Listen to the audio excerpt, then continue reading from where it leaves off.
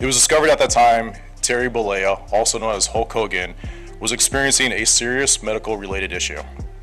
Personnel provided medical treatment at that time and transported Mr. Bollea to Morton Plant Hospital, where he died at 11:17 a.m. The Clearwater Police Department is conducting a death investigation, which is standard in these types of cases. There are no signs of foul play or suspicious activity related to this call for service at this time. The sad news comes just a few weeks after his wife, Sky, had to deny rumours he was in a coma after facing health issues. Hogan is believed to have suffered a cardiac arrest at his Florida home. According to reports, medics were dispatched.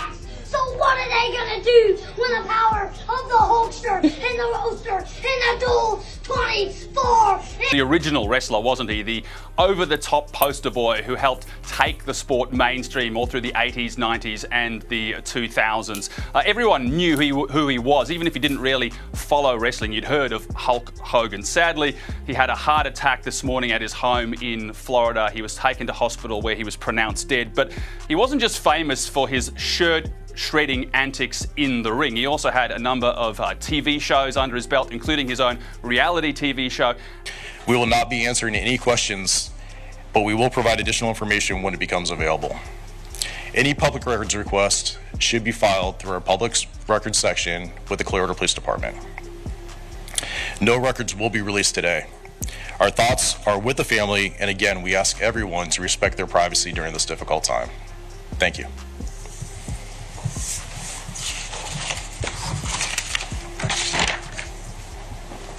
The Clearwater Police Department is conducting a death investigation, which is standard in these types of cases.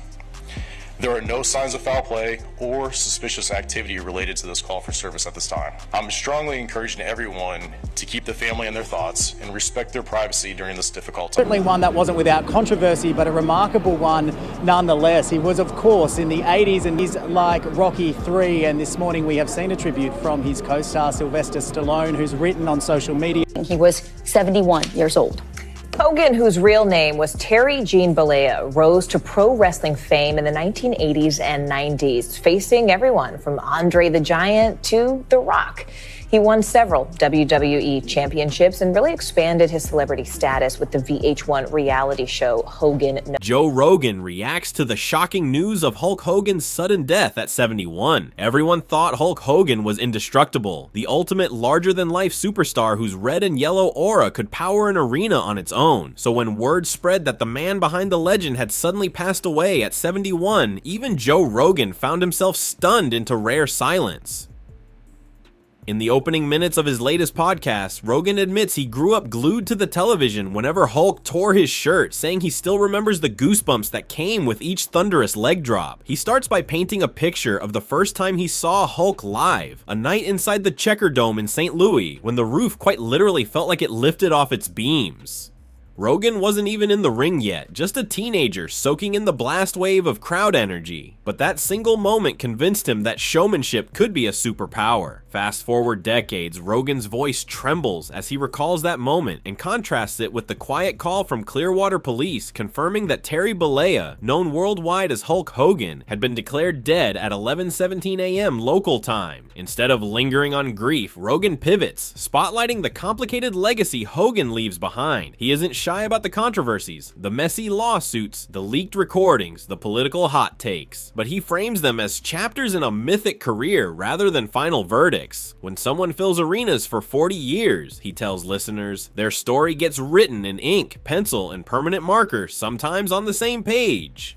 That perspective sets the tone for the cascade of tributes pouring in from every corner of combat sports and entertainment. The stream then shifts to Mick Foley, who recalls a private apology Hogan offered for an argument that started 25 years earlier. Foley swears the apology happened twice, back to back, because Hulk couldn't stand the idea of unfinished business. Rogan lets that anecdote hang in the air, underscoring how rare true humility is among titans of any industry. Next comes Chelsea Green from Canada, acknowledging that while Hulk's political opinions could split a locker room faster than a steel chair shot, they never diminished his status as the blueprint for wrestling greatness. She reminds viewers that a whole generation of athletes exists only because Hulkamania lit the path. Dana White joins the call, reminiscing about watching Hulkamania explode while he was still a kid dreaming of building the UFC. White's voice drops when he admits that even hardened fight promoters feel small when their childhood heroes fall. Ariel Helwani follows, noting rumors that Hogan's health had flagged in recent months, though nobody expected an end this sudden. Rogan nods, reminding everyone that superheroes on screen still have human expiration dates, and that realization hits listeners like a clothesline they never saw coming. The studio lights stay dimmed, and Rogan dives into the official timeline released by Clearwater authorities. At 9:57 a.m., paramedics race to Hogan's beachfront home on El Dorado Avenue. By 11:17 a.m., doctors at Morton Plant Hospital declared him gone. Rogan stresses there were no shady vibes, no foul play, quoting the police spokesperson verbatim to squash early conspiracy tweets already multiplying in the comment feed. Still, he acknowledges that unanswered questions breed wild theories and warns the audience to separate feeling from fact before algorithms amplify rumors into headlines. That segues into a conversation about legacy versus myth. Rogan references historian David Shoemaker's idea that wrestling characters are America's modern folklore, their arcs mirroring superheroes, and Hulk was the archetypal paladin. Pure strength, unwavering optimism, and a catchphrase simple enough for kindergartners to chant. He contrasts that golden image with the grittier later years, the court battles, the documentary confessionals, and the uncomfortable leaked audio that tarnished the brand. Yet he argues that redemption stories only prove humanity, and humanity is what keeps legends relatable long after the final bell. To illustrate, he plays a voicemail Ric Flair left just hours earlier, voice cracking as he relives sneaking room service pranks after late night tapings, a playful ritual that broke the tension of two alpha competitors sharing a marquee. The sincerity in Flair's words hits hard, and Rogan's chat explodes with crying emojis. He reminds viewers that wrestling, for all its scripted drama, forges authentic friendships that outlive title reigns. Ted DiBiase's video message then rolls, retelling the payback time promise Hulk made after DiBiase helped launch him in Madison Square Garden. The billionaire laugh in DiBiase's tone fades into genuine gratitude as he credits Hogan for keeping his word all the way to the very end. In a lighter pivot, Rogan reminisces about Hulkamania merchandise, foam fingers, cartoon shows, ice cream bars, and laughs that entire freaking shopping aisles glowed yellow in the late 80s. He jokes that if you grew up then, you either begged your parents for the action figure or you were the unlucky kid who had to borrow one at a sleepover. That nostalgia rocket boosts chat engagement. Listeners spam stories of Halloween costumes, torn thrift store tank tops, and family photos with homemade championship belts. Rogan notes that collective nostalgia isn't just comfort food, it's the glue that binds strangers into communities overnight. The discussion winds toward the future. WWE's social team is preparing a primetime tribute. Tampa officials are considering renaming a stretch of Beach Road, and fans have started an online petition for a bronze statue outside Madison Square Garden. Rogan speculates about a potential Hall of Fame ceremony turned celebration of life, one that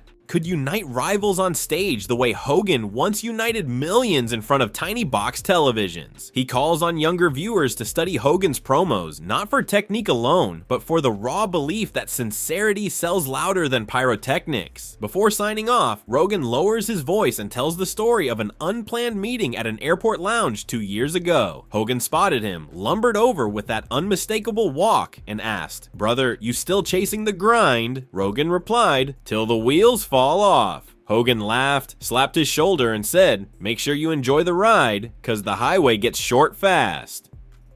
Rogan lets that quote linger, then dedicates the episode to everyone who feels their highway got shorter today. He urges listeners to reach out, bury grudges, and chase dreams while the lights are still on, because immortality is a feeling, not a fact, and feelings can disappear in a heartbeat. Rest easy, Hulkster. The ring will never be the same without you, brother. Forever remembered. Across social media platforms, the ripple effect of the announcement looks less like a single trending hashtag and more like a living collage of memories. Old Polaroid surface beside digital selfies, decades apart yet bonded by matching smiles and foam championship belts. Fans upload grainy VHS clips of house show entrances, the lens shaking because their younger selves couldn't keep steady while 20,000 people roared in unison. Rogan pauses the feed to remind everyone listening that communal nostalgia isn't just a comfort blanket. It is proof that moments become milestones the instant strangers feel the same goosebumps. He calls the montage a digital candle candlelight vigil that never stops flickering. Next, Rogan digs up Hulk's lesser-known acts of generosity, stories that rarely made pay-per-view but echo loudly today. Rumors suggest he once covered a trainee's rent for 6 months so the kid could quit a double shift and focus on the ring. Reports claim he quietly visited children's hospitals between WrestleMania rehearsals, wearing a hoodie to dodge cameras because authenticity mattered more than headlines. Rogan argues that these off-screen gestures, though undocumented, built a legacy stronger than any scripted victory. Those quiet choices reveal more character than any televised scripted betrayal ever could. He then invites sports psychologist Dr. Jen Morris to explain why losing icons hits harder than losing acquaintances. She says that when a public figure embodies heroism for 40 years, their passing creates a tiny fracture in each fan's personal identity. That emotional crack can trigger regression, doom scrolling, and paralysis, or post-traumatic growth, a conscious decision to live louder. Rogan seizes the point, challenging listeners to translate grief into action, call an old training partner, finish that side project, or simply say thank you to someone who once spotted their bench.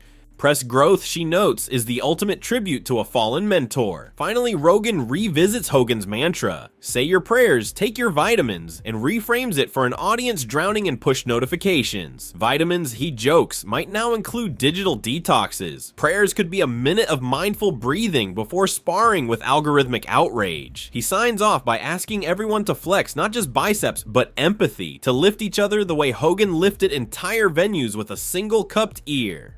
As the studio lights fade, Rogan's last words land like a bell, tolling the end of a classic match. Remember, memories fade but actions echo, and every small kindness adds a brick to the invisible monument fans are building for Hulk today. For generations to come, live loud, live true, and carry the torch forward without fear. Brother, the match continues in all of us.